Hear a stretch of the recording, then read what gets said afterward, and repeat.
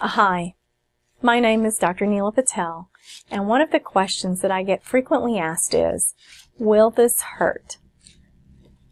The hurting or any pain or discomfort that is associated with a dental procedure varies depending on the procedure itself.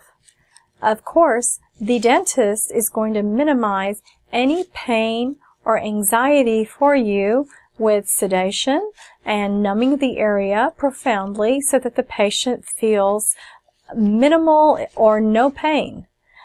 After the procedure, there will be some different protocols that the dentist will go over with you on how to minimize any discomfort.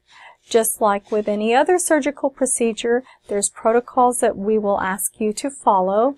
The dentist may recommend Advil or ibuprofen or Tylenol if you're allergic to Advil. Also warm salt water rinses, use of vitamin E gel in the area to help remove any discomfort on the gums and to help the gums heal. Also what you eat and drink is very important. Staying away from acidic foods, but also getting the vitamin C is important. Staying away from spicy and hot foods and sharp foods may also be important. So there are a variety of ways that the dentist will help you with any discomfort that you may have.